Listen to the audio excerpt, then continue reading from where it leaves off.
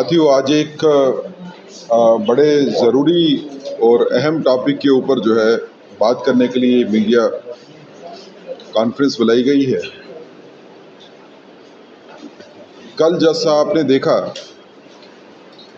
कि Jammu Kashmir union territory के chief minister साहब कैसे लॉ एंड आर्डर की परवाह नहीं करते, लॉ एंड आर्डर को तोड़ते हैं और कैसे दीवारें कूद के जो है वो जाते हैं नौहाटा में उन लोगों को श्रद्धांजलि देने के लिए जिनकी पुलिस की फायरिंग में डेथ हुई थी 1931। अब ये विरोधाभास कैसा है? जो चीफ मिनिस्टर स्टेट का है, जिसका काम है कि लॉ एंड ऑर्डर सिचुएशन को मेंटेन करना, और जो ये क्लेम करता है कि हमारे को स्टेटहुड वापस दो ताकि होम भी हमारे पास आ जाए, पुलिस भी हमारे पास आ जाए, वही पुलिस की इज्जत नहीं करते, वही लॉ एंड ऑर्डर की इज्जत नहीं करते। और उसके बाद न सिर्फ ये, उसके बाद अपने ट्विटर हैंडल पे बड़ी जोश के साथ उन पिक्चर्स को जो है वो डालते हैं जिसमें वो दीवारें कूद के फांद रहे हैं और जिसमें पुलिस वाले उनको रोक रहे हैं लेकिन वो रुक नहीं रहे। ये पहली बार हुआ है हिंदुस्तान में कि कोई चीफ मिनिस्टर इस तरह का बिहेवियर करता है कि पुलिस के रोकने के बावजूद वो नहीं रुकते, कानून को तोड़ के जो है वो एक्शन करते हैं। और फिर जब हम उसको स्टेटमेंट को देखते हैं उमर अब्दुल्ला साहब की, तो सोच के शर्म आती है कि ये चीफ मिनिस्टर हैं हमारे जो 1931 13 जुलाई को जो कश्मीर में हुआ उसका कंपैरिजन जलियांवाला बाग से करते हैं और कहते हैं कि 1931 में मरने वाले जो हैं वो जलियांवाला बाग के शहीदों के बराबर हैं हमारे लिए। जलियांवाला बाग में उन लोगों पे गोली चली थी जो कि पीसफुल तरीके से वहां पे बैठे थे जुलूस को सुनने के लिए, स्पीचेस को सुनने के लिए। 13 जुलाई 1931 को अगर उमर साहब याद करें, 13 जुलाई 1931 को सेंट्रल जेल के ऊपर अटैक होता है तकरीबन 5000 बंदों का। वो सेंट्रल जेल जिसमें ऐसे लोग रखे हुए थे जिनके खिलाफ देशद्रोह के मुकदमे थे, वो सेंट्रल जेल जिसमें स्पेशल कोर्ट की कार्रवाई हो रही थी। लॉलेसनेस को रोकने के लिए जो कानूनी कार्रवाई हुई उसमें जिन लोगों की जान गई, आप उनको शहीद बताते हो। अगर उमर अब्दुल्ला साहब की चीफ मिनिस्ट्री में भी किसी जगह ये बात हो जाए कि 5000 लोग मिलके कोर्ट के ऊपर अटैक कर दें या जेल पे अटैक कर दें कैदियों को छुड़ाने के लिए, तो उमर साहब बताएंगे कि उस सिचुएशन में अगर होम इनके पास भी हो तो ये क्या करेंगे? पुलिस क्या करेगी? क्या पुलिस चुप करके बैठ जाएगी? क्या पुलिस अटैक करने देगी 5000 लोगों को और कैदियों को छुड़वा के ले जाओ? ये तो लॉलेसनेस है। ये तो आज के दिन भी हो जाएगा। जो आतंकवादी बैठे हैं उनको आप ये इशारा देना चाहते हो कि आप भी ये हरकतें कर दो, आप भी शहीद हो जाओ, शहीद बन जाओगे। हमारे को अपने हीरोज को और विलन को सोच के चुनना चाहिए। कश्मीर का हीरो वो कभी नहीं हो सकता है जिसने कानून को तोड़ा, जिसने जेल के ऊपर हमला किया, जिसने अदालत के ऊपर हमला किया, जिसने देशद्रोहियों के लिए न सिर्फ आवाज उठाई बल्कि पॉजिटिव कार्रवाई की उनको छुड़वाने के लिए। और 13 जुलाई 1931 की घटना को याद रखिए, पहले फायरिंग नहीं हुई थी, पहले पूरी कोशिश की गई थी भीड़ को काबू करने के लिए। और उस सिचुएशन में अगर सिचुएशन को कंट्रोल करने के लिए फायरिंग हुई तो वो मजबूरी है, कानून के हिसाब से हुई थी, कोई कानून की उल्लंघना तो नहीं हुई थी। अब ये चीफ मिनिस्टर साहब हैं, आप कभी कलकत्ता में जाते हो, कभी बॉम्बे में जाते हो, अपनी टीम्स को भेजते हो, कहते हो कि टूरिस्ट को वापस लेके आओ कश्मीर में। कैसे आएगा टूरिस्ट वापस कश्मीर में? जब आप उन लोगों की पूजा करते हो, उन लोगों को श्रद्धांजलि देते हो जिन्होंने लॉलेसनेस की, जिन्होंने आतंकवाद को बढ़ाया, जिनकी वजह से आतंकवाद कश्मीर में आया,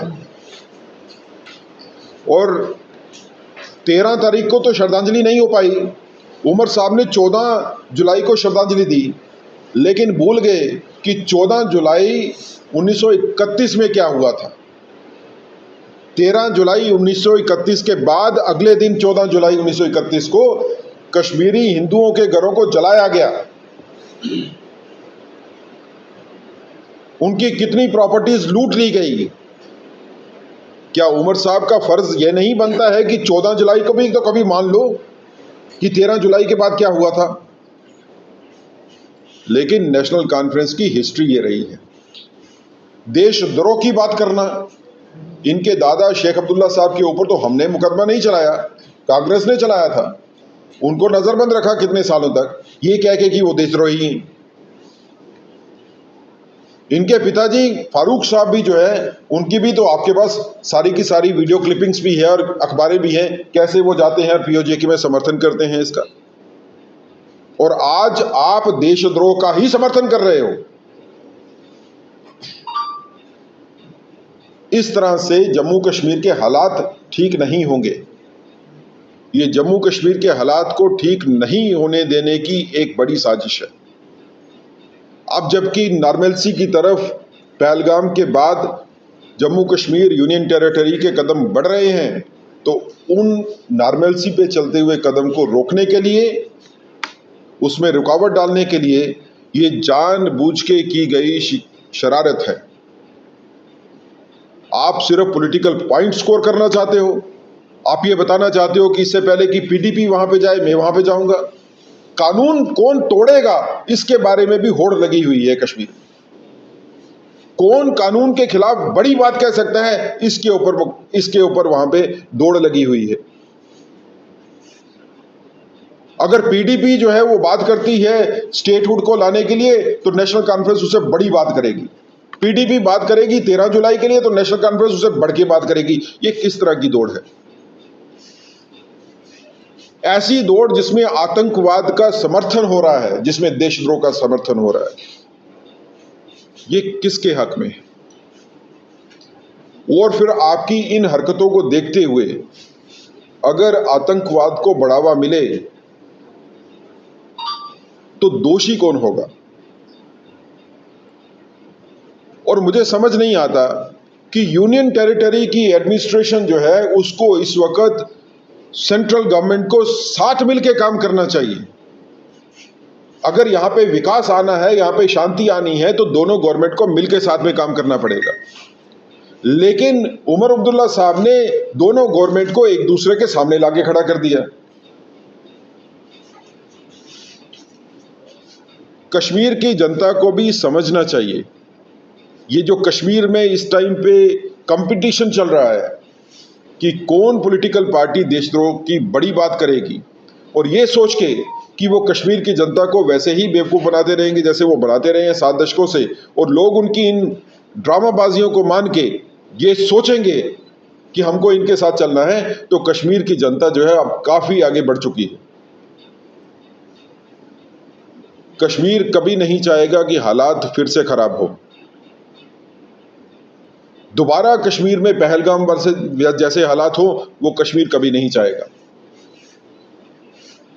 मैं उमर अब्दुल्ला साहब को आपके माध्यम से कहना चाहता हूं, वो बात करिए जो हमारे को शांति की तरफ लेके जाए। वो बात करिए जिससे विकास हो जम्मू कश्मीर में।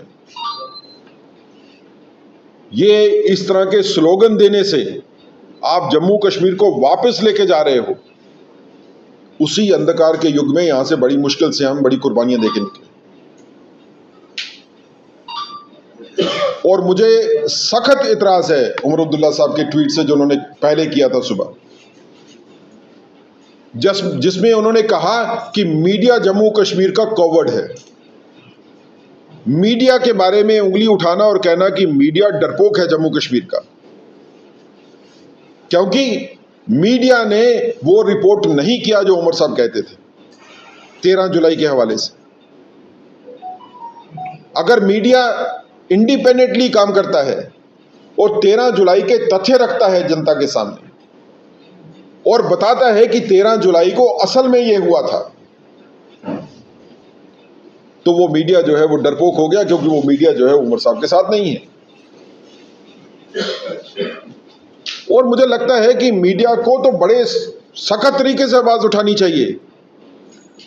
क्या कोई चीफ मिनिस्टर मीडिया के बारे में यह कह सकता है कि मीडिया ने मेरे बारे में बात, मेरे ढंग से बात नहीं की, वो कवर्ड है, और यह कहता है कि आपको लिफाफा मिल गया होगा? ये चीफ मिनिस्टर हैं स्टेट के, जो कहते हैं कि मीडिया डरपोक भी है और बिकाऊ भी है। लेकिन मीडिया से जितनी सशक्त आवाज उठनी चाहिए उमर साहब के इस ट्वीट के खिलाफ, वो अभी नहीं उठी। मैं चाहता हूं कि मीडिया भी इसके बारे में सोचे। ये आपकी इंडिपेंडेंस की भी लड़ाई है, ये देश की लड़ाई भी है, लेकिन उसके साथ साथ मीडिया के इंडिपेंडेंट रहने की भी एक लड़ाई है। मीडिया को किसी को समझाने की जरूरत नहीं है कि मीडिया को क्या बोलना है। मीडिया डिसाइड करेगा कि मीडिया को क्या बोलना है। मीडिया क्या बोलेगा, क्या नहीं बोलेगा, उसको कोई सत्ता डिसाइड नहीं करती। तो कुल मिला के मैं ये कहना चाहूंगा, ये अराजकता फैलाने का एक प्रयास है उमर साहब की तरफ से, शायद इस वजह से कि पिछले काफी महीनों से गवर्नमेंट में रहने के बावजूद भी उमर साहब कोई काम जो है वो सत्ता पे नहीं कर पा रहे। आप जमीनी लेवल के ऊपर देखो तो लोगों में उमर गवर्नमेंट के खिलाफ नाराजगी है कि आपसे कोई काम जो है सिविल एडमिनिस्ट्रेशन का नहीं हो रहा। उसमें तो कोई दखलंदाजी नहीं है। जो मिनिस्ट्रीज आपके पास हैं जिस पे आपको काम करना चाहिए, आपको हेल्थ पे काम करना चाहिए, आपको रेवेन्यू में काम करना चाहिए, आपको एजुकेशन में काम करना चाहिए, आपको माइनिंग में काम करना चाहिए, कोई काम नहीं है। अगर कोई पूछे कि काम क्यों नहीं हो रहा है तो कहते हैं जी स्टेटहुड वापस दे दो। लेकिन स्टेटहुड नहीं होते हुए भी, यूनियन टेरिटरी में भी जो काम आप लोग कर सकते हो वो क्यों नहीं करते? जब काम की बात पूछो तो फिर इस तरह की ड्रामेबाजी शुरू हो जाती है। कभी 13 जुलाई की, और जो जिन लोगों ने कानून को अपने हाथ में लिया उनको शहीद का दर्जा देने की बात है। आपने 7 दशक तक जो है लोगों को गुमराह करने के लिए 13 जुलाई को छुट्टी की। उस छुट्टी करने का मकसद क्या था? आप आतंकवाद को कश्मीर की धरती के ऊपर लाने वालों को हीरो के तौर के ऊपर प्रोजेक्ट करते थे। और ये जो सोच है जिसमें 13 जुलाई की छुट्टी की जाती है और उनको शहीद बताया जाता है, यही सोच है जो आगे जाके कश्मीर में अलगाववाद को जिसने पैदा किया और जिसने आतंकवाद को कश्मीर में लाया। ये आपने फर्टाइल ग्राउंड्स बनाई थी ताकि देश के दुश्मन यहां पे आके आतंकवादी घटनाएं कर सके। भारतीय जनता पार्टी सजग है। भारतीय जनता पार्टी बिल्कुल पैनी नजर रखे हुए है और किसी भी किस्म से जम्मू कश्मीर में हालात खराब हों, भारतीय जनता पार्टी ये नहीं होने देगी, क्योंकि हमारी कमिटमेंट है लोगों के साथ। यहां पे शांति भी स्थायी होनी चाहिए, यहां पे विकास भी स्थायी होना चाहिए। और जो ताकतें ये सोचती हैं कि वो शांति को भंग कर सकती हैं, वो विकास की दर को रोक सकती हैं, वो गलतफहमी में। अब जम्मू कश्मीर की जनता सजग है, अपने अधिकारों के लिए लड़े। अगर कोई क्वेश्चन होगा